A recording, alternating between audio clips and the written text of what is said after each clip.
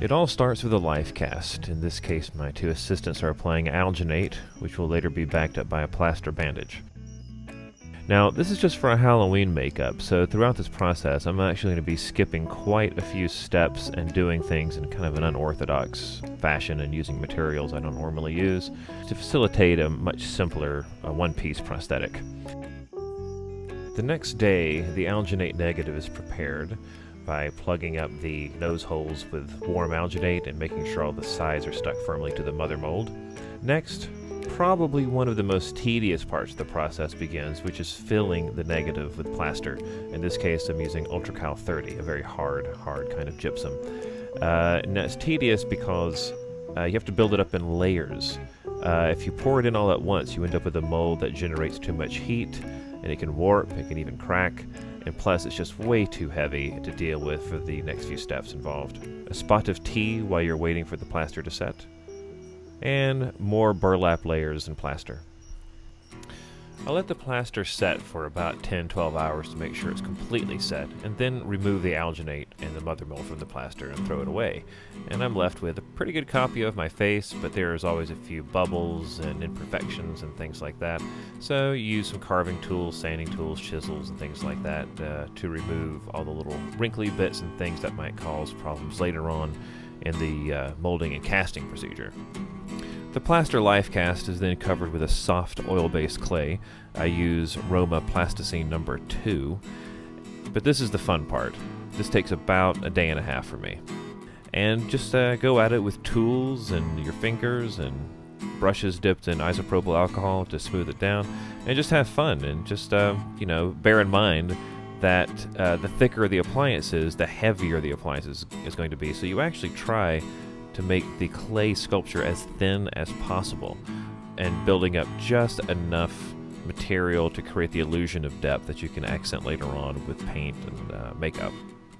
Now here you can really see the difference a day and a half makes. On the left we have the roughed out sculpture, and on the right we have the finished, refined sculpture. At this point in the process, I would normally build up what's called a flashing out of clay.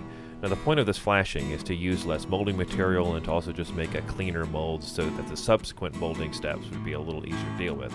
But I'm in a hurry, so I am not going to bother building a flashing. I'm also skipping this step where I section the sculpture off into smaller pieces into smaller molds. Skipping this step will save me several days of molding and casting. Now the orthodox method calls for breaking the sculpture down into a bunch of smaller molds. Now this is done to make much more accurate molds and also to make smaller prosthetics, which are much easier to glue down and handle.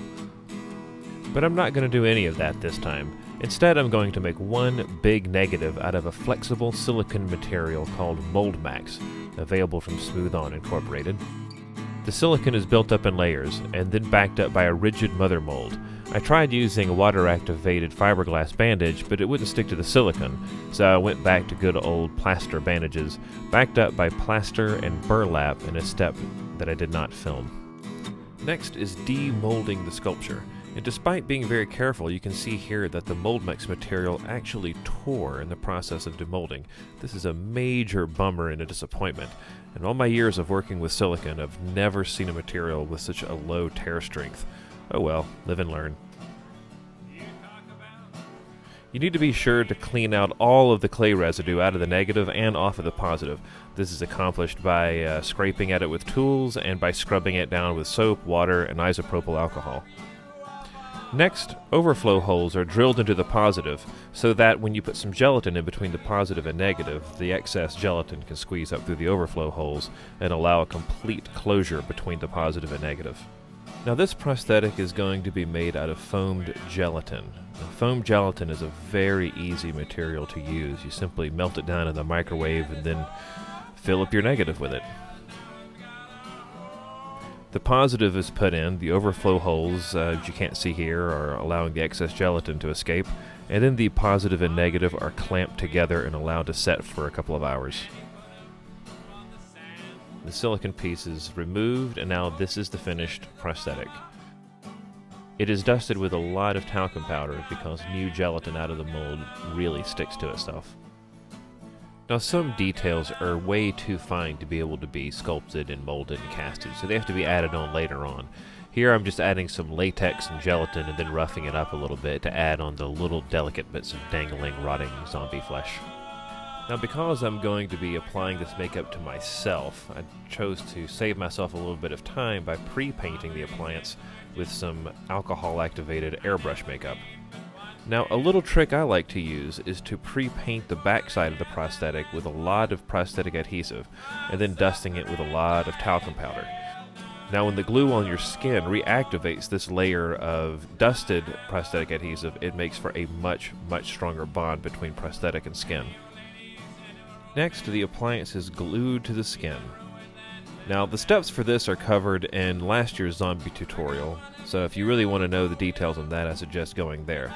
Now the only difference with this one is that it is huge. I've never tried to put on an appliance this big before, all in one shot, and it was a challenge. It tended to sort of pull on my skin and distort and that kind of thing, so finding where it sat on my face was a little trickier than it should have been.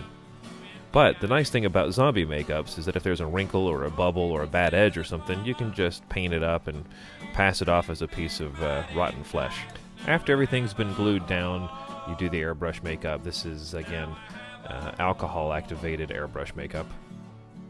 And after airbrushing is complete, the mouth area is glued down, and then the detail work is done with a little bit of, shiny fake blood and stuff. And that's it. And now it's time to go out and enjoy yourself.